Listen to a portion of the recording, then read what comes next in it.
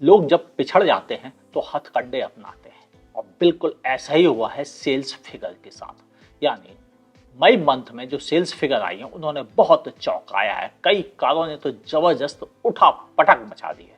बात करते हैं इसी डिटेल्ड वीडियो में। मैं हूं आपका होस्ट अमित और आप देख रहे हैं आस्क कार गुरु।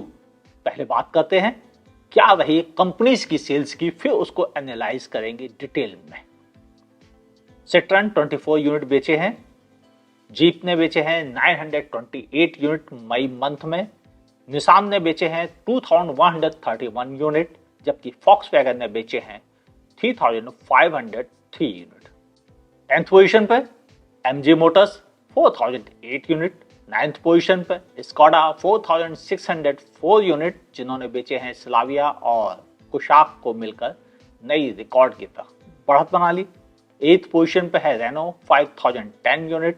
अब ज्यादा कारें बची नहीं है इनके पास। 7th पोजीशन पे है होंडा 8188 यूनिट। नई वाली होंडा सेल सिटी जो हाइब्रिड है उसकी सेल्स फिगर शामिल हुई है तो थोड़ा फायदा दिख रहा है यहाँ पर। 6th पोजीशन पे है टोयोटा 10,216 यूनिट। लगातार बढ़ोतरी की तरफ जा रहे हैं ये लोग।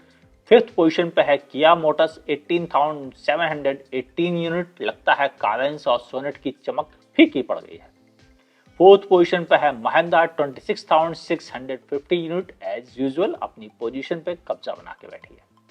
3rd पोजीशन पे हुंडई मोटर्स, अरे हाँ ये पिछड़ गए, 42,293 यूनिट।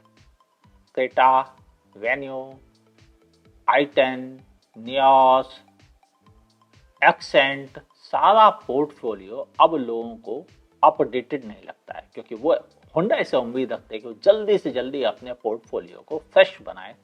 भले दूसरी कंपनी ना बनाए मगर हुंडई से एक्सपेक्ट करते हैं और इसी वजह से हुंडई की सेल थोड़ी फीकी दिख रही है। तो नई वेन्यू आने से कोई फर्क पड़ेगा? लिखिएगा। 2nd पोजीशन पे टाटा मोटर्स 43,340 यूनिट। पिछले साल के मुकाबले 185% की ग्रोथ मिली है, लेकिन पिछले साल मई मंथ में लॉकडाउन लगा था, आपको शायद या लॉकडाउन जैसे हालात थे। वैसे मई मंथ बहुत बुरा था इंडिया की हिस्ट्री में पिछले 100 सालों में, आपको पता है सब। 1st पोजीशन पे है मारुति सुजुकी, जिसे कोई अभी भी हिला नहीं पा रहा है। 1,23,478 यूनिट बेचे हैं। पिछले साल के मुकाबले 278% की ग्रोथ मिली है इनको।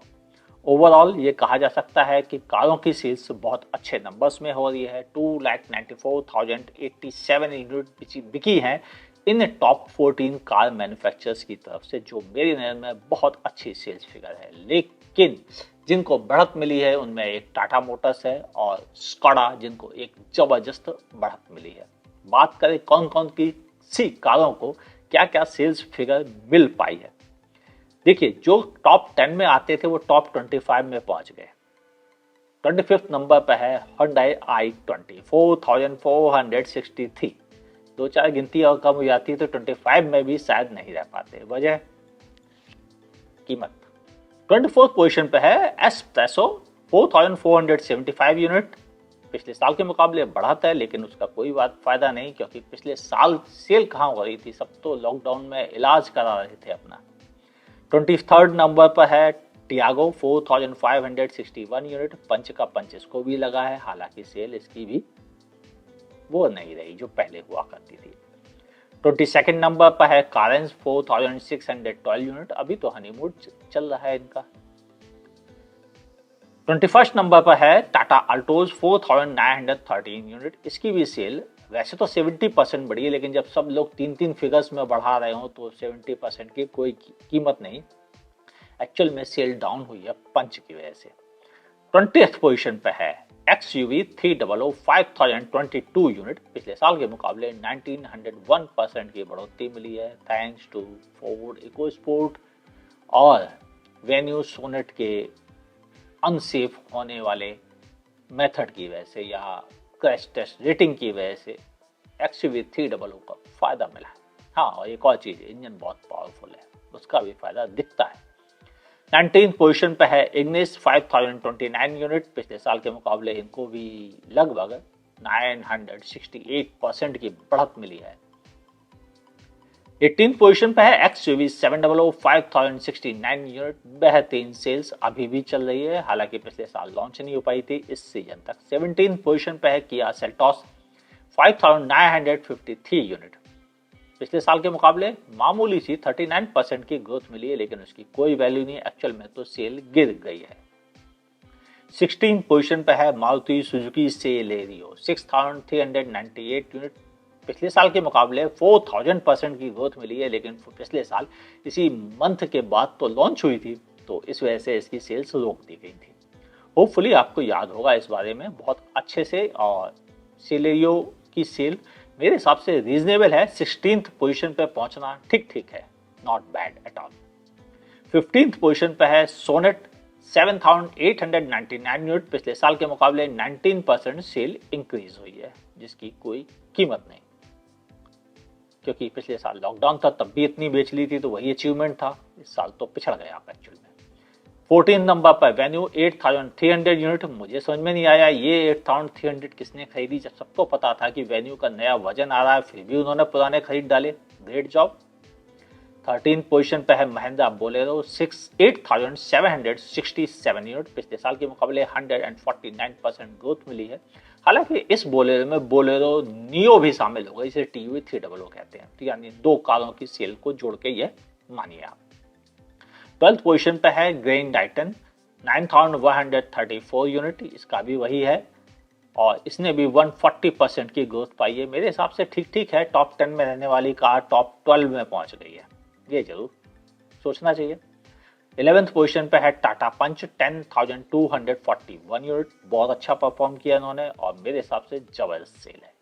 10th पोजीशन पे है विटारा बेजा 10312 यूनिट, कमाल की बात है, नई बेजा आने वाली है फिर भी लोग पुरानी बेजा खरीद रहे हैं, नई वेन्यू आने वाली है फिर भी लोग पुरानी वेन्यू धड़ल्ले से खरीद रहे हैं, ऐसा क्या जादू है पुरानी कारों में कि लोग पुरानी कारों पर टूट पड़ते हैं? शायद उन्हें पता है नई कार आएगी तो साथ में 1 लाख महंगी भी तो हो जाएगी, स्मार्ट है कुछ लोग। 9th पोजीशन पे है इको 10482 यूनिट, पिछले साल के मुकाबले 856% की ग्रोथ मिली है, आपको बता दूं इसमें कॉमर्शियल भी शामिल है, और एक और खबर दे दूं कि प्रोडक्शन अब सुनने में आया है कि रोका जा रहा है या रुक चुका है, सुनने में आया है, कंफर्म नहीं है, ठीक है, तो दोनों बातें बता दी आपको। 8th पोजीशन पे है क्रेटा 10973 यूनिट, पिछले साल के मुकाबले 46% की ग्रोथ आई है, ओवरऑल ठीक ही है, बहुत अच्छी तो नहीं, लेकिन क्रेटा के लिए तो बहुत अच्छा है, क्योंकि क्रेटा बहुत अच्छी गिनती में बिकती रही है हमेशा ही, और रीसेल वैल्यू भी शानदार देती है। 7th पोजीशन पे डिजायर 11603 यूनिट, पिछले साल के मुकाबले 99% की ग्रोथ मिली है, जबरदस्त। 6th पोजीशन पे आर्टिका 12226 यूनिट, बेहतरीन सेल। 5th पोजीशन पे आल्टो 12933 यूनिट, यानी जबरदस्त सेल कहूंगा पिछले साल के मुकाबले भी, हालांकि आल्टो हमेशा ही अच्छा परफॉर्म कर ही देती है। 4th पोजीशन पे है नई Baleno 13970 unit, 191% growth year two year कही जा रही है, लेकिन मेरे हिसाब से ये बहुत ज्यादा है, क्योंकि 200% एक्स्ट्रा ग्रोथ मिली है, जबरदस्त। 3rd पोजीशन पे है स्विफ्ट 14133 यूनिट, ये क्या क्यों बिक रही है इतनी जबरदस्त, क्या रीजन है इसके पीछे का, प्लीज मेरे साथ शेयर करो सब लोग, कि मुझे भी पता चले आखिर क्या रीजन हो सकता है इतनी जबरदस्त सेल आने का स्विफ्ट का। अभी भी 3rd पोजीशन पे मौजूद है।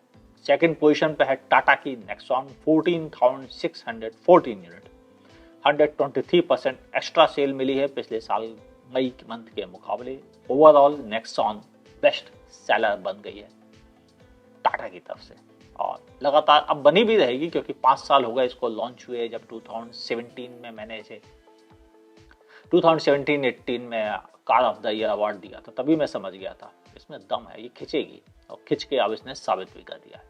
1st पोजीशन पे है वैगन आर 16814 यूनिट, पिछले साल के मुकाबले 700% की ग्रोथ है, ओवरऑल ये कहा जा सकता है कि इस मंथ में उठापटक जबरदस्त देखने को मिले हैं। जैसे कि ताजुब वाली बातें आपके साथ शेयर करता हूं, वो ये कि ब्रेजा और वेन्यू क्यों इतना सेल कर रही हैं, जबकि उनके नए अपडेट आने वाले हैं। तीसरे ताजुब की बात, एस्प्रेसो जैसा प्रोडक्ट जिसे कि लोग ये मान के चल रहे थे कि वह आल्टो का सब्स्टिट्यूट बनेगा फ्यूचर में और एसयूवी जैसा फील कराने की वजह से ज़्यादा बिकेगा, वह अभी भी अपेक्षित सफलता नहीं पा पाया है। टियागो अल्ट्रोज बेहतरीन सेफ्टी के लिए जाने जाते रहे हैं, लेकिन फिर भी इनकी सेल इनकी खुद की कार ने ही पछाड़ना शुरू कर दिया। पंच परफॉर्म अच्छा कर रही है, आगे भी अच्छा करेगी, मुझे पूरा भरोसा है।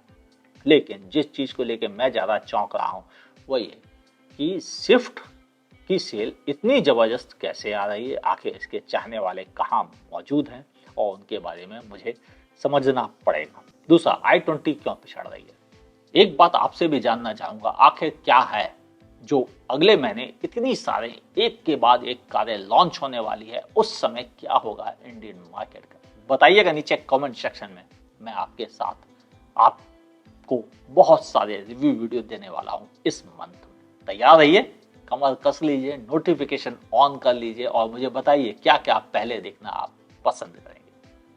अगर आप मुझे फेसबुक पे देख रहे हो तो मेरे पेज को लाइक कीजिए, फॉलो करना ना भूलिए। यूट्यूब पे देख रहे हो तो मेरे चैनल को सब्सक्राइब कीजिए, बगल में दी हुई नोटिफिकेशन बेल दबाना ना भूलिएगा। मुलाकात होगी ऐसे ही किसी शानदार वीडियो के साथ।